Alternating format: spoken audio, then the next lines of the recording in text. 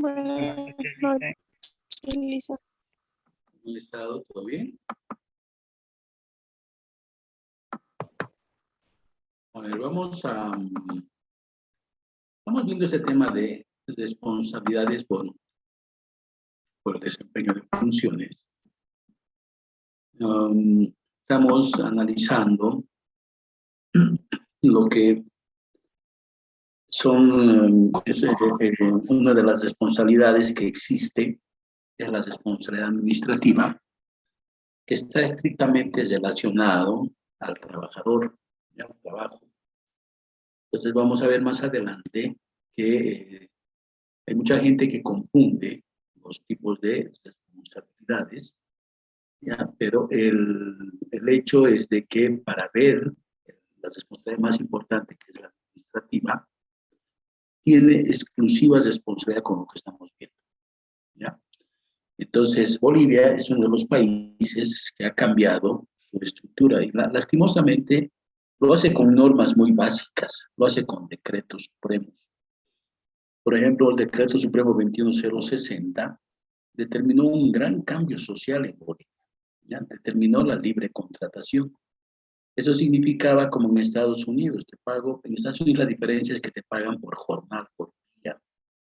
En cambio, si no les gusta tu trabajo del día, no te contratan mañana, ¿no? Entonces, en Bolivia se volvió así hasta el año 2006, que en una gran marcha el gobierno decretó la nulidad la derogación del artículo 55 del 21060. Pero hicieron una gran marcha indicando que habían derogado el 21060. Imposible.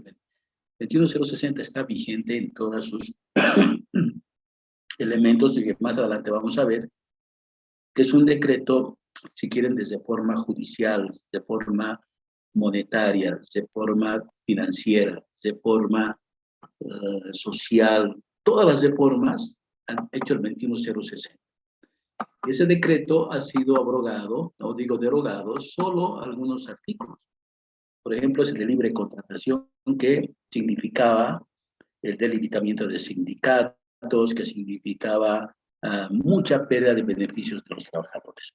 Entonces, al trabajador se le ha dado bastante importancia. Esto es trabajador, como es en la Constitución Política del Estado, es público y privado, ¿ya? Pero vamos a ver qué categoría de trabajadores, porque no es para todos tampoco esto, ¿ya? Entonces, ¿qué dice la Constitución Política del Estado? Que toda persona tiene derecho al trabajo digno, sin discriminación y salario justo y equitativo.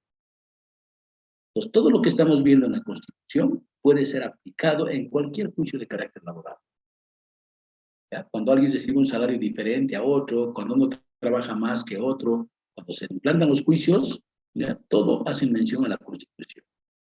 Luego, se prohíbe toda forma de trabajo forzoso, de explotación. Si a alguien lo contratan para que trabaje y trabaja 10 horas y tiene un conflicto laboral y le paga menos del salario mínimo, eso es explotación y es trabajo forzoso. Entonces, como veis, las normas se interpretan de acuerdo cuando favorecen al trabajador, ¿no? Las normas laborales se interpretarán y aplicarán bajo el principio de protección al trabajador. Los salarios devengados, derechos laborales, beneficios sociales son inembargables y tienen privilegios sobre cualquier otra acreencia.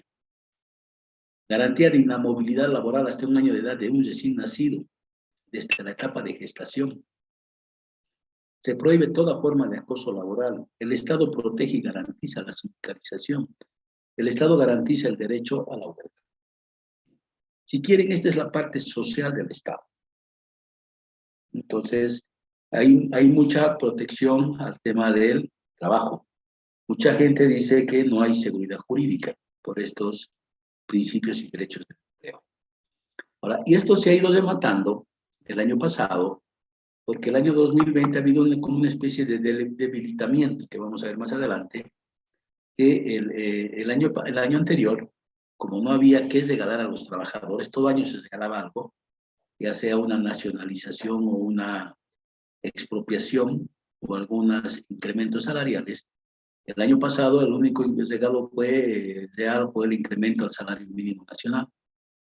Pero ¿qué pasó con el tema de los trabajadores? Les regaló dos leyes. donde ratifican la vigencia de estos 4 principios. La irretroactividad de la ley. La ley dispone para lo venidero. Todo lo que se hace va a regir de aquí para adelante y no tendrá efectos retroactivos, excepto en materia laboral si favorece al trabajador. Y denunciabilidad de derechos y beneficios. Los derechos y beneficios reconocidos en favor de los trabajadores no pueden denunciarse. Cuando estaba vigente el 21060, un trabajador, si no reclamaba sus beneficios sociales a los 2 años, los perdía. Ahora no, son irrenunciables.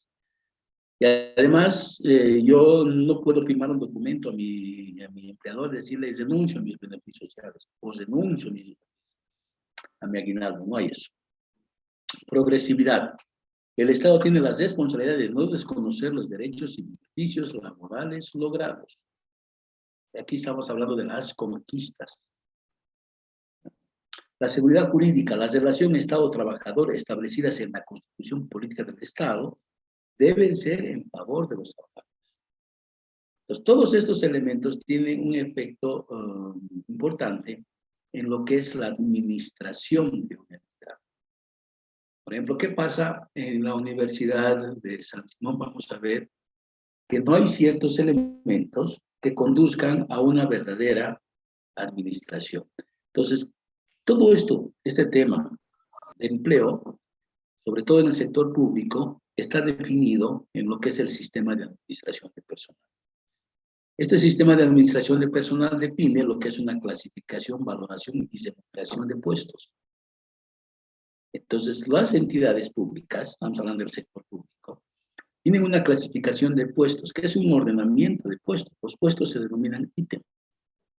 Entonces, un ítem en una entidad no está asociado a una persona exclusivamente, sino un ítem, ya sea mujer, hombre, mayor, cualquier persona que acceda a un ítem, ese ítem tiene un valor, tiene un salario asignado. No es como en el sector privado. Si yo voy a contratar a una persona que me conduzca un vehículo, voy a ver, si es hombre le pago tanto, si es mujer le pago tanto. No hay eso en el sector público, ¿ya? Entonces aquí se maneja por el ordenamiento de puestos, por ítems, ¿ya? Ahora, estos ítems son agrupados en niveles jerárquicos o en categorías dentro de una estructura organizacional de cualquier entidad. Y estas estructuras están definidas.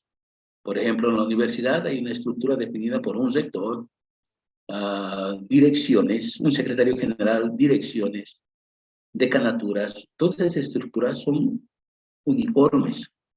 Las gobernaciones, las alcaldías, ¿no?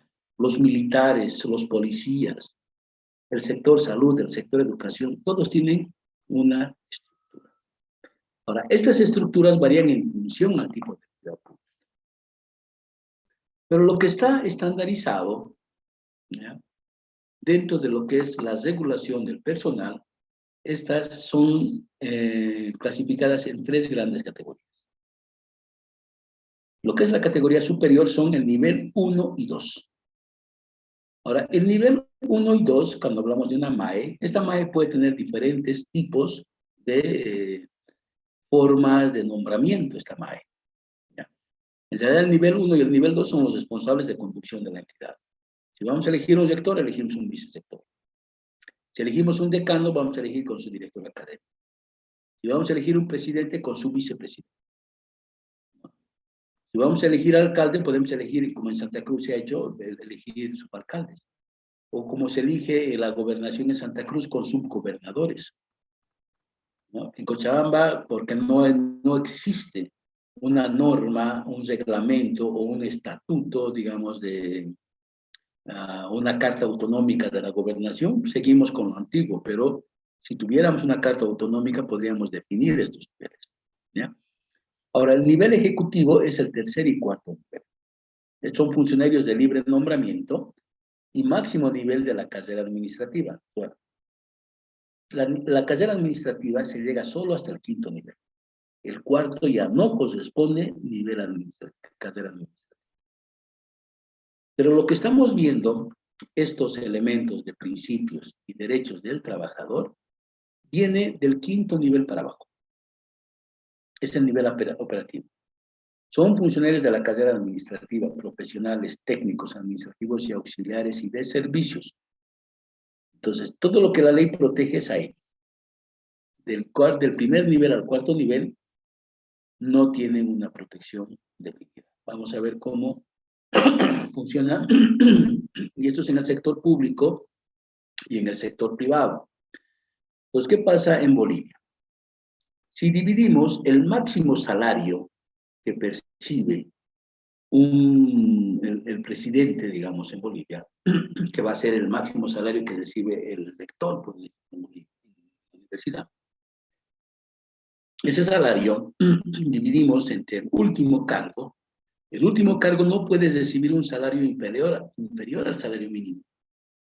¿Ya? Entonces, si dividimos el salario de 24.000 entre 2.000 y pico, nos va a dar más o menos 10 niveles o 10 categorías salariales. Eso se llama coeficiente de expansión. En Cuba había 3, o hay 3 niveles. En la China de Mao había solo un nivel, todos percibían lo mismo. En Bolivia, el sector público tiene 10 niveles de coeficiente de expansión. Pero ¿qué pasa en el sector privado? De las entidades que conozco, por ejemplo, inclusive de las entidades consideradas estratégicas, por ejemplo, el Banco Unión, su gerente gana 100.000, y el último salario gana 2.000. Entonces son 50 niveles de expansión. ¿Ya? En el sector privado se da esa situación. ¿Ya? Ni qué decir en Chile, cuando se habla, por ejemplo, en Bolivia dicen es más social, porque del primero en que gana con el último solo hay una brecha de 10 veces más. Pero ¿qué pasa en Chile? En Chile es abismal esa diferencia. A eso le llaman diferencia social. ¿Ya? ¿Por qué? Porque el Estado ha definido de esa manera. Ahora bien, ¿cómo se estructura estos niveles y cómo funcionan? Porque esto también está en función al tipo de empleado o clase de servidores públicos que hay. Entonces, el Estatuto del Funcionario Público establece y ratifica en la SAP, Sistema de Administración del Personal, estos 5 tipos de funcionarios públicos. Los primeros, los electos, ¿ya? Son aquellas personas cuya función pública se origina en un proceso eleccionario, previsto por la Constitución Política del Estado. ¿Ya? Elegimos presidente, elegimos vicepresidente, elegimos alcaldes, elegimos gobernadores, elegimos asambleístas, elegimos concejales, rector, decano, director de carrera. Eso. A esas personas que han sido sometidas a un proceso de elección, su nombramiento va a venir mediante una resolución. Por ejemplo, al presidente y vicepresidente va a venir una resolución del órgano electoral, declarando los ganadores, ¿ya?, de un proceso eleccionario, indicando el porcentaje de los votos, etcétera, etcétera. Pero en esa resolución dirá a partir de qué fecha es y por el lapso de 5 años. Entonces, con esa resolución, bueno, le pondremos el alcalde. Ya, el alcalde ha ganado una elección y con la resolución que le da el órgano electoral, ya, con ese documento, hacen legalizar con una cantidad grande de ejemplares. Ese documento van a llevar al Banco Unión, ¿ya?, para manejar las cuentas públicas. Entonces, el Banco Unión le va a habilitar como cuenta habilitada, ¿ya?, para firmar cheques, pero a partir de hoy y por 5 años, automáticamente, 5 años. ¿Ya? Pasan los 5 años y deja de servir su firma, no es ya firma habilitada. Entonces, con esa resolución se inscribe ante el Ministerio de Economía y Finanzas Públicas, ante el Viceministerio del Tesoro, ante el Viceministerio de Presupuestos, ante el Banco Central, ante el órgano judicial para indicar que es la autoridad y que todos los documentos van a ir con su nombre, ante la gobernación, a todas las instancias se va a distribuir ese documento. Y a esas personas que se les ha elegido mediante votación, no se las puede destituir, ¿ya?, por más procesos que tengan. En el caso del alcalde Leyes, por ejemplo, él, faltando un mes, creo, renunció a su cargo. ¿Por qué? Porque todo el tiempo han estado pidiendo que renuncie. Dijo, no renuncio. Y todo el tiempo que ha estado en la cárcel, en su casa con detención domiciliar, siempre han dicho al alcalde. Nunca le han dicho el exalcalde, siempre ha sido el alcalde. Los alcaldes que se nombraban, ¿ya?, han sido alcaldes en suplencia. Entonces, estas personas son así. Lo mismo ocurre con el rector, con el decano, con el gobernador, que estas personas, al ser electas, no pueden ser destituidas y solo pueden ser removidas en caso de una denuncia. Por eso el año 2019 todavía sigue el conflicto de que si fue golpe o no. O sea, golpe de Estado al presidente y vicepresidente no ha habido, porque ellos han denunciado. El golpe de Estado se ha dado a las personas que les correspondía asumir el cargo, que los han forzado a renunciar. Eso es muy diferente. Pero golpe a la democracia, a esta instancia del presidente y vicepresidente no ha habido porque ellos han renunciado. ¿Ya? Pero los otros han sido forzados a renunciar, que eso es diferente.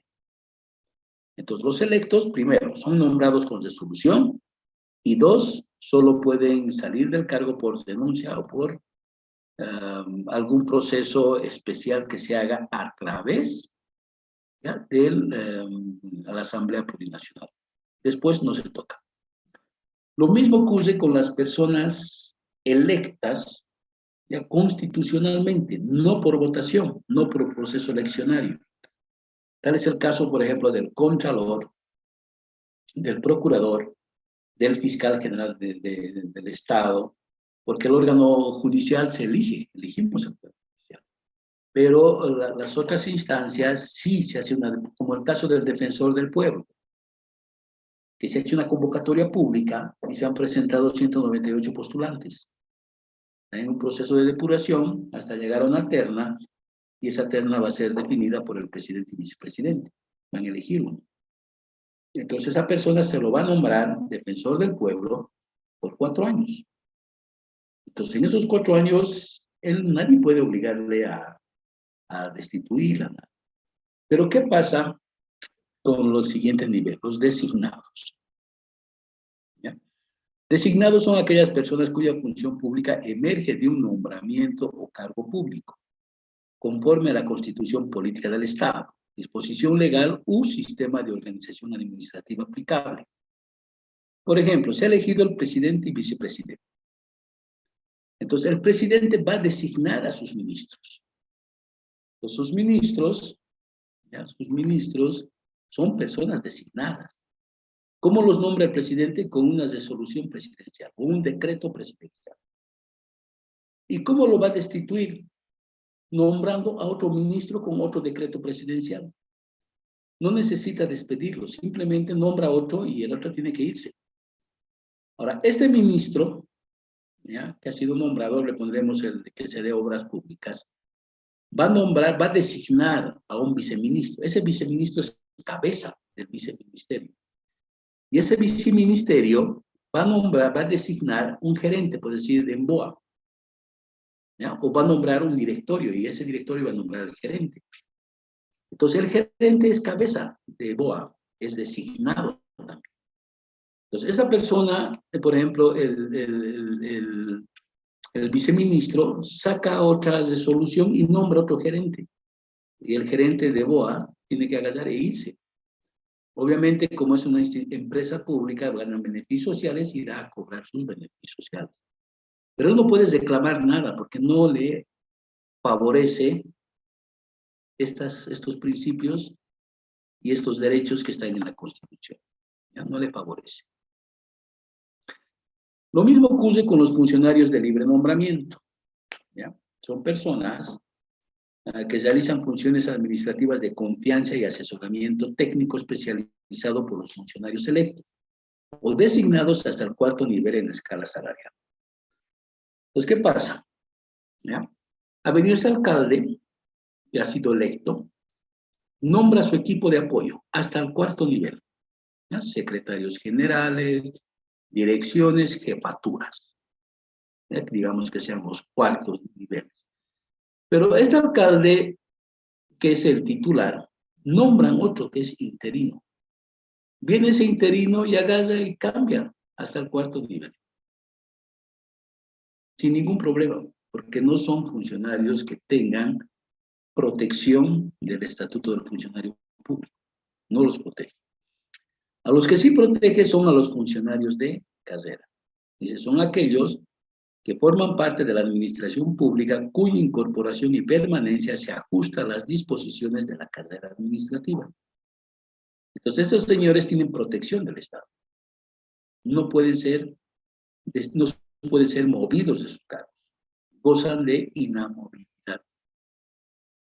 ¿Ya? Y se los puede mover simplemente con una determinación de responsabilidad administrativa, de lo que estamos estudiando ahora. ¿Ya? Antes no. ¿Y qué pasa con estos funcionarios interinos? Aquí hay una interpretación errónea con el funcionario interino. Todos creen que un funcionario interino debe estar máximo, como dice, de 90 días. No, yo he sido contralor departamental durante 2 años y he sido interino. Nunca he querido que me nombren de manera definitiva porque tengo mi certificado de carrera administrativo como gerente de auditoría. Entonces, si en la Contraloría veo que hay una convocatoria para gerente, yo me presento a la Contraloría de señores, yo soy el dueño de ese trabajo, tengo mi ITE. ¿Ya? Y quiero, o sea, se anula el proceso y voy y me presento. Pero ¿qué pasa con estos interinos? Son los que han entrado, ya, por cualquier proceso de selección, que durante 90 días están en un proceso de prueba. Pasan estos 90 días y si no les han hecho la evaluación, estos señores ya son funcionarios de manera permanente. ¿Ya? Entonces, ¿qué pasa? Anteriormente, estos funcionarios interinos, sobre todo la administración pública, contrataba personal, ¿ya?, interino por 1 año, por 2 años. Ahora dice es 90 días, improrrogable. Pero no tiene nada que ver con un nombramiento de una autoridad interina. El Contralor ha sido interino durante 10 años.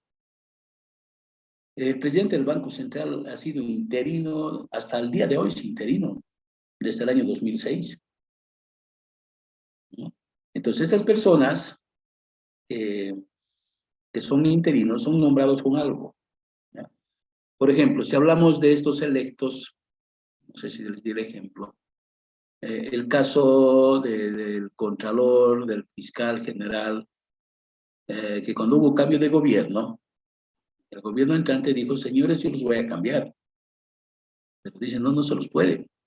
Al único que podía cambiar era el procurador, que el anterior procurador elegido constitucionalmente renunció al cargo y el presidente lo nombró con un decreto presidencial. Y la nueva presidenta también nombró a otro procurador con un decreto presidencial. A ellos sí se los puede cambiar, ¿ya? Pero no a los otros. ¿Ya? Ahora bien, hay un decreto supremo que ha salido el año pasado, el 3 de marzo, justamente porque todos estos funcionarios que han entrado el 2020, ¿ya?, y se han incorporado, por decir, a la administración pública, ya sea como empleados de BOA, como empleados de TEL, como empleados de yacimientos. Dicen, no, yo soy funcionario de carrera, nadie me mueve. Para contrarrestar eso, el gobierno sacó este decreto supremo. Dice, ahora, para mantener la calidad de servidores públicos de carrera, deben cumplir lo siguiente. Haber finalizado satisfactoriamente el curso de inducción al servicio público a ser impartido por la Escuela de Gestión Pública. La verdad, no sé si está funcionando.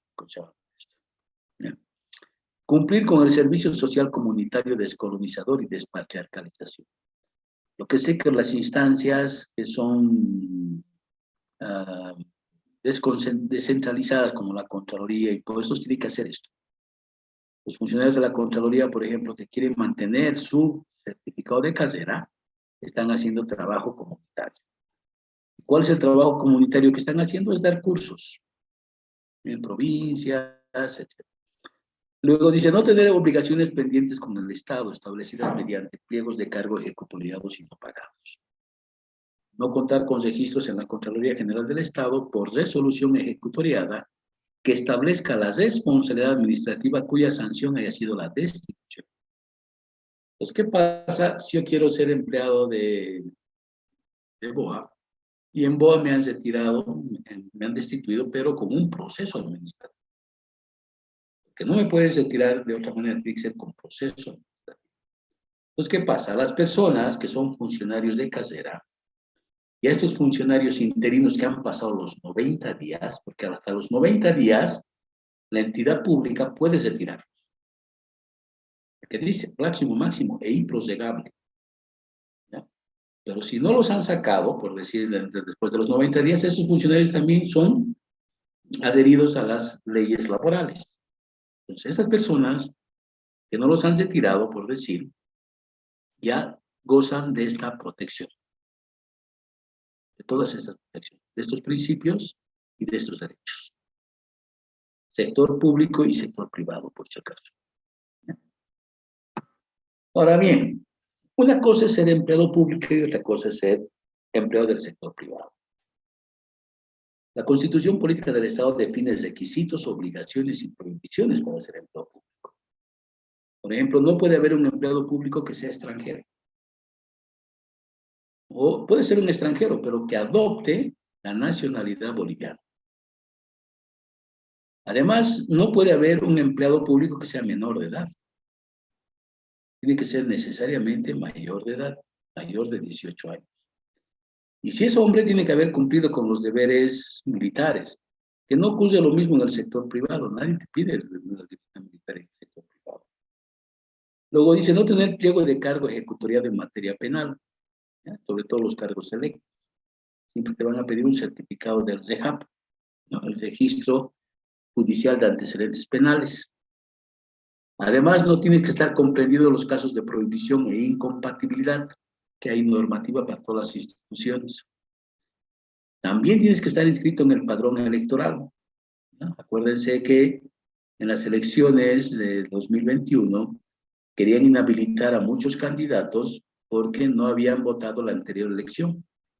Y al no votar en la anterior elección, tendrían que depurarlos del padrón electoral. Y si es en el sector público, hablar al menos 2 idiomas oficiales del país. Esos son los requisitos para ser empleado público. Ahora, ¿cuáles son las obligaciones? Cumplir con la Constitución Política del Estado y las leyes. Respetar y proteger los bienes del Estado. Prestar declaración jurada de bienes y rentas. Rendir cuentas sobre su responsabilidad económica. Como les digo, estos son los requisitos y obligaciones del empleado público. Por ejemplo, ¿qué pasa con el gerente de Coca-Cola, de La Paceña? Nadie le va a pedir su libreta de servicio militar. Pero ¿qué pasó con el alcalde de Quillacollo? Su primer juicio que ha tenido era por suplantar libreta de servicio militar, aparentemente. ¿Ya? Entonces, ¿por qué? Porque no cumples los requisitos para ser empleado público. Entonces, y les meten un proceso penal por uso de instrumento falsificado. ¿Ya? Lo mismo ocurre, los empleados en general, ¿ya? En general, sobre todo en la universidad, si a mí me contratan de docente, nadie me va a pedir mi declaración jurada en la universidad. Pero si soy autoridad en la universidad, voy a habilitar mis cosas, mis cuentas, todo eso como autoridad. Lo primero que me va a pedir es su declaración jurada. Y en la universidad igual, para pagarme mis beneficios sociales, en el momento que me retiren, me van a pedir la declaración jurada. En cualquier cargo del sector público tiene que haber declaración jurada por posesión en el cargo, antes de tomar posesión del cargo. Y además se tiene que hacer rendir cuentas sobre las responsabilidades económicas. Ya les comenté que hay algunas responsabilidades, como es el caso de que nadie puede ganar más que el presidente, o también como es el caso de que nadie puede percibir 2 aguinaldos en el sector público. Hay que rendir cuentas de eso.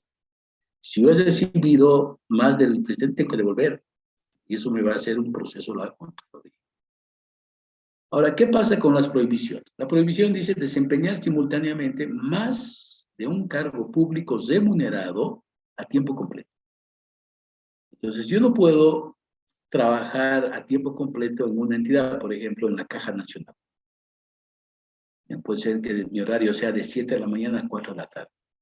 Y tampoco puedo trabajar a tiempo completo, digamos, en otra entidad de 8 a 12 y de 2 a 6. Se llama incompatibilidad de carga horaria. Es delito. ¿Ya? Luego dice, actuar cuando sus intereses entren en conflicto con los de la entidad donde presta servicios. Desde el momento que uno tiene conflictos, vamos a ver más adelante cuáles son los delitos, ya no puede trabajar de empleado. Y también nombrar en la función pública personas con las cuales tiene parentesco hasta 4º grado de consanguinidad y 2 de afinidad. De esto, por ejemplo, se habla mucho. Ahora está circulando información de que el hijo de Choquehuanca trabaja en tal parte y que su esposa trabaja. Eso no es incompatibilidad. Incompatibilidad es cuando los dos trabajan en el mismo lugar. Pues normalmente dicen, es compatible trabajar en el magisterio público, esposos, sí, pero en colegios diferentes. Médicos, sí, en hospitales diferentes. 2 médicos esposos no pueden entrar al mismo quirófano. Entonces, esa es reglamentación. El único lugar que no se aplica correctamente por el tema de la autonomía es en la universidad pública, que no está claro. Ahí por eso se permiten familias enteras.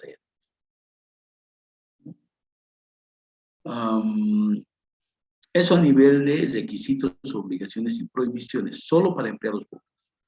¿Qué pasa en la Coca-Cola? En la Coca-Cola el dueño puede ser el abuelo, el hijo del gerente, los nietos pueden ser los subgerentes, puede ser el contador, puede ser el auditor, ahí no hay incompatibilidad.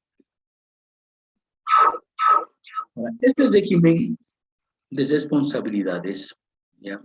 Lo que he visto es que es aplicado erróneamente por los auditores. Por eso se pide que los auditores privados no hagan auditorías, sobre todo especiales, en el sector público. Porque confunden lo siguiente.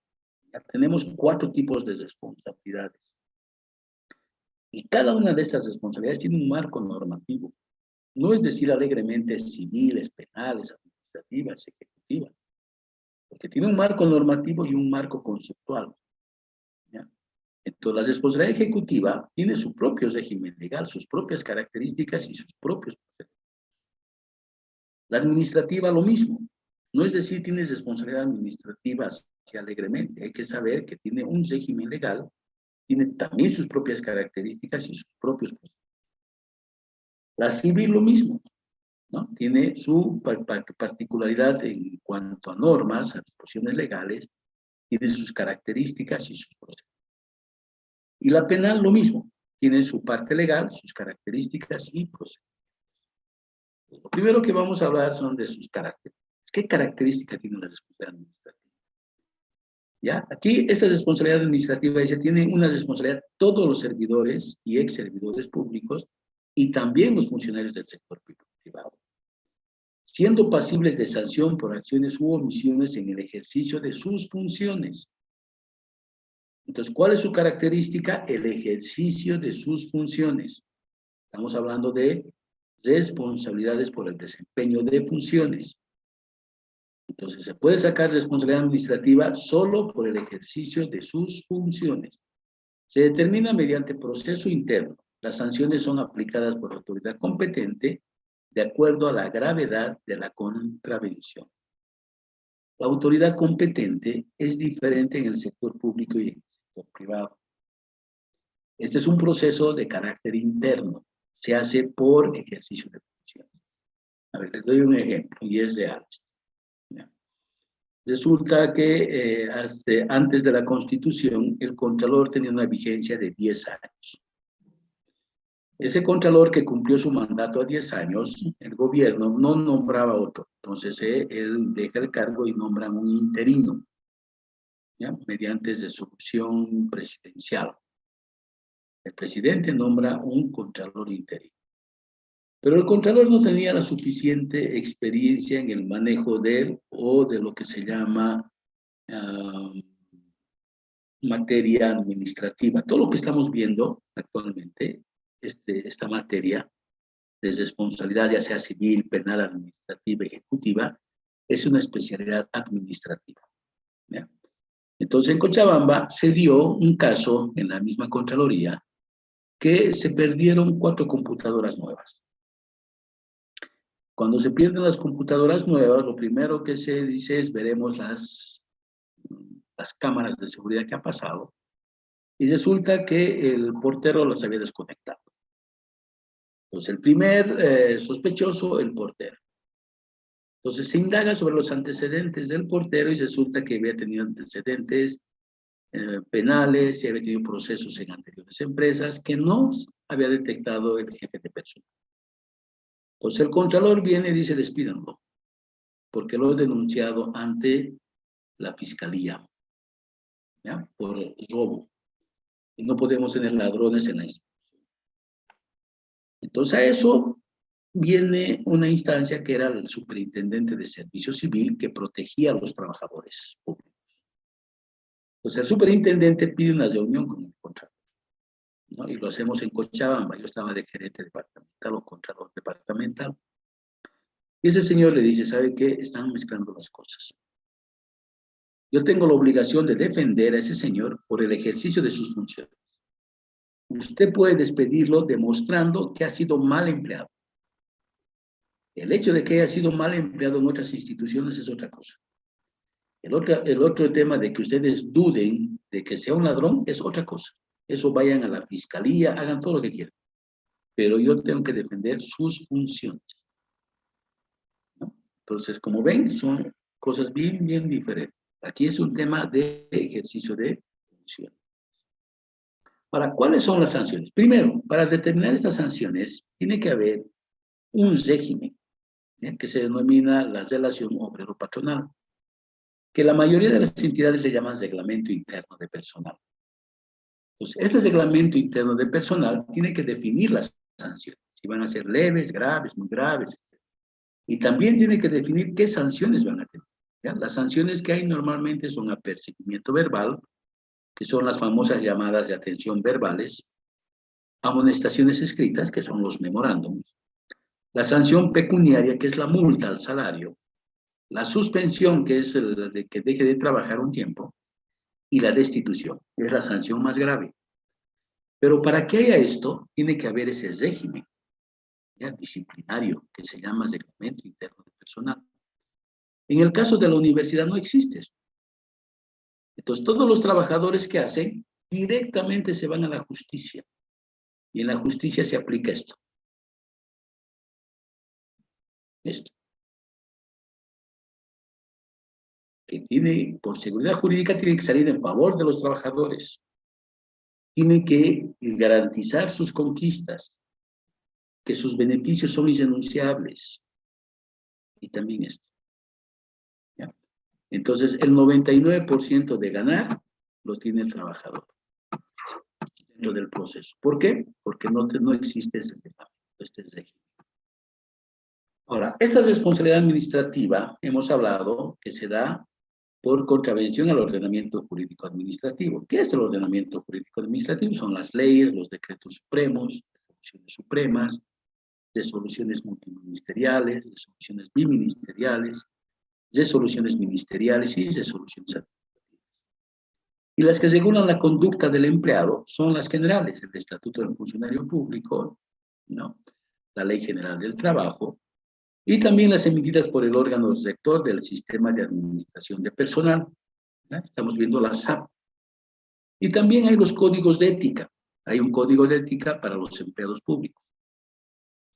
Y también hay normas que regulan la conducta funcionaria que son específicas, que son los reglamentos específicos, los manuales de funciones, los reglamentos internos, los procedimientos. Todo lo que está escrito que debe hacer un trabajador se llama norma que regula la conducta funcional.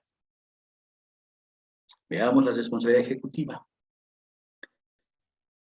Esta responsabilidad es propia del sector público, no hay en el sector privado, ¿ya? Al igual que la administrativa, la máxima sanción es la destitución. En el sector privado, si el padre nombra gerente a su hijo y no le gusta su trabajo, lo despide, no pasa nada. En cambio, acá no, ¿ya? Si yo quiero destituir un ejecutivo, ¿ya? Lo puede hacer su cabeza, es decir, lo puede hacer, por ejemplo, si queremos destituir un gerente de BOA, el viceministro lo puede destituir sin ningún problema. Pero ¿qué pasa si este gerente goza de una protección? Pues la Contraloría va y hace una auditoría operativa y determina, como dice acá, dice, es propia del sector público, se aplica la máxima autoridad ejecutiva al director de la institución pública o a ambos. Las contravenciones pueden ser de gestión negligente o deficiente. Las responsabilidades ejecutivas se determinan mediante dictamen de la Contraloría General del Estado en función al resultado de una auditoría operativa. Entonces, cuando hay una gestión mala, pésima y goza todavía de la protección del Estado, a esta persona se le hace una auditoría operativa y se pide la destitución. Y se tiene que cumplir, porque este informe es prueba preconstituida.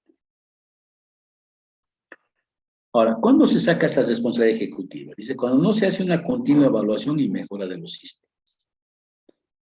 Este año ha salido una disposición que todas las entidades públicas deben actualizar sus reglamentos específicos de la SAP, del Sistema de Administración de la Contraloría, que es el Sistema de Programación de Operaciones, el Sistema de Presupuestos, Sistema de Contabilidad, Sistema de Tesorería, etc. También cuando la gestión no es transparente, cuando se oculte información. Cuando los planes, políticas y programas no son concordantes con los lineamientos de las entidades cabezas de sector. Eso se vuelve delito. ¿Ya? Por ejemplo, cuando un consejo aprueba algo y el ejecutivo hace otra cosa. ¿Ya? Hasta delito se vuelve, por ejemplo, cuando, y hemos visto en algunos casos, cuando la asamblea en Cochabamba ha determinado un presupuesto de 100.000 bolivianos, un ejemplo, para comprar 4 vehículos, y viene el ejecutivo y dice, no, yo voy a comprar 3 y gastando 120.000. Eso es no cumplir. No está concordante con lo que dice su parte de fiscalización. Y finalmente, cuando no se han logrado resultados en términos de eficacia, economía, eficiencia y efectividad, eso es el informe de auditoría operativa. ¿Ya? Ahora bien, ¿qué es la responsabilidad civil? Esta descripción estamos haciendo más relación al sector público, pero esta responsabilidad se aplica mucho en tema privado. ¿Ya? La responsabilidad civil tiene que ver con el tema dinero. Entonces, ¿qué pasa acá? Dice, cuando la acción u omisión de un servidor público o de las personas naturales o jurídicas privadas genere daño económico al Estado. No solo al Estado, puede ser a un privado. ¿Ya? ¿Qué pasa si un prestatario de un banco saca un crédito y no paga? Le está ocasionando daño económico al banco, porque el banco ese dinero que está prestando es que ha captado de alguien en caja de ahorro o en depósito a plazo fijo y tiene que pagar eso. Entonces, es una responsabilidad también civil. ¿Ya? Será determinada por un juez competente. Se elaborará un dictamen de responsabilidad civil, que es una opinión técnica jurídica emitida por el Contralor General del Estado. Tiene valor de prueba preconstituida. ¿Ya? Cuando hay responsabilidad civil, el informe de la Contraloría tiene valor de prueba preconstituida. ¿Qué significa esto? Que no puede ser desvirtuada por ningún juez. ¿Ya? Y contendrá la relación de los hechos, actos u omisiones que supuestamente causaron daño económico al Estado. Fundamentación legal, la cuantificación del posible daño e identificación del presunto o presuntos responsables. Para que haya este procedimiento civil en el sector público es importante que haya estos 3 aspectos. La fundamentación legal, la cuantificación del daño económico y la identificación del presunto responsable. Como sanción, los responsables deberán realizar el resarcimiento del daño económico, la misma que no prescribe y es de sucesión retroactiva. ¿Qué significa esta última frase de sucesión retroactiva? A ver, en la universidad ha habido un informe de la Contraloría donde se ha determinado responsabilidad civil a algunos docentes y a algunos administrativos que han percibido salarios por encima del presidente. Entonces, esas personas que han recibido ese salario han hecho un acuerdo con la universidad de ir devolviendo poco a poco, mensualmente. Pero ¿qué pasa? En esta pandemia han fallecido varios. Pues, ¿quién tiene que pagar esa deuda? Son sus herederos. El Estado no pierde, hay que devolverle. ¿ya? Entonces, aquí tienen que ver los herederos si se declaran herederos universales, herederos con derecho de inventario, etc. Ahora, anteriormente, antes de esta ley que salió el año pasado, la 1390, como una especie de persecución política, se agarraba y se sacaba responsabilidad civil contra ciertas personas en el sector público y decían que han causado grave daño económico al Estado. Y por lo tanto, no tienes régimen de inmunidad, es decir, de perdón, ¿ya? Y además dice, es irrenunciable, es imprescriptible. Pero la ley 1390 ha aclarado esto. Dice, los delitos cometidos por los servidores públicos que atenten contra el patrimonio del Estado y causen grave daño económico son imprescriptibles y no admiten régimen de inmunidad. Y le ponen un monto, que el daño debe ser igual o mayor a 7 millones de bolivianos. Para así no estar metiendo a todos los responsables de informes de la Contraloría con grave daño y que sean imprescriptibles sus procesos. Ahora bien, ¿cómo funciona este proceso judicial? Hay una demanda, ¿ya?, basada en el informe de auditoría de la Contraloría, que se dirige al juez administrativo, coactivo, fiscal y tributario o juez civil ordinario. Una vez terminado el proceso, este juez va a emitir una resolución judicial, que es un pliego de cargo. Y se les va a dar 3 días para que devuelvan o negocien.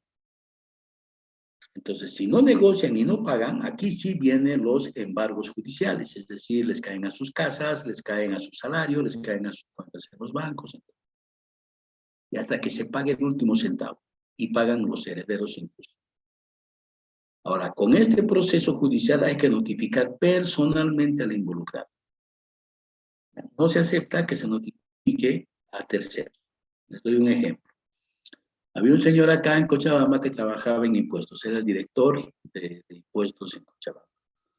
Y resulta, por cuestiones políticas, lo nombran agregado del consulado en Washington. Y ese señor salió en un cargo, cuando fungía el cargo de director de impuestos. Entonces tuvieron que notificarlo en Estados Unidos. Pero por un error del notificador en Estados Unidos, notificaron a su empleada. Entonces ese proceso quedó nulo porque se notificó mal. Hay que notificar a los involucrados con la demanda. Y también tenemos la responsabilidad penal. Dice, existe responsabilidad penal cuando las acciones u omisiones de los servidores o ex servidores públicos, también de funcionarios del sector privado, de personas particulares o jurídicas, están tipificadas como delitos en el Código Penal y otras leyes especiales. El juez competente es el que determina si se puede exigir responsabilidad a los acusados, mientras que las penas y sanciones son determinadas por jueces ciudadanos y jueces técnicos.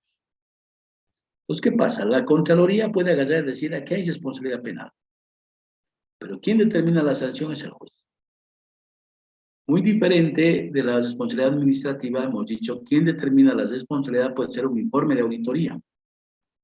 Pero quien da las sanciones es la, que dice acá, la autoridad competente. Que es interno, ¿no? No es un juez, no es un fiscal. Nos vamos nuevamente a la responsabilidad penal y vemos cómo se determina esto. Cuando los actos examinados muestren indicios de haberse cometido un delito, el auditor elaborará un informe que será puesto a conocimiento de la autoridad legal. Y esta unidad legal emitirá un informe que se le da al máximo ejecutivo de la entidad, quien debe denunciar el hecho al Ministerio Público o presentar la querella respectiva. Es obligatoria en delitos de corrupción. Pues, ¿qué pasó en el caso de Leyes? Leyes recibió una denuncia de una concejala. Y esa denuncia, ¿qué ha hecho? Él, en vez de volverlo querella y poner en conocimiento del Ministerio Público, ha tratado de desvirtuar lo que estaban denunciando. Pues una semana después o 10 días después, lo que él no quiso hacer, le ha llegado a él. La denuncia ha sido contra él. Pues hay aspectos que se debe conocer cómo se maneja el tema de esta de la responsabilidad por el desempeño. ¿Ya? Eso es lo mismo. A ver, ¿qué sucede? Yo trabajo en la universidad, ejerzo un cargo público y tengo asignado bienes. Y llego a mi oficina a la mañana siguiente y encuentro que no está en mi computadora y que el ambiente ha sido violentado, ha sido la puerta golpeada, deschapada, etc. Si yo no digo nada, ¿ya? Voy a ser responsable de lo que se han robado. Mi obligación es ir y denunciar. Y decir, señores, ha pasado esto. Traer a la policía, informar al Ministerio Público, informar a la unidad legal.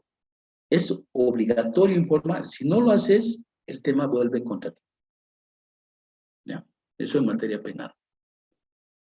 Bien, esto lo veremos la próxima clase. ¿Alguna pregunta hasta acá? ¿Alguna duda?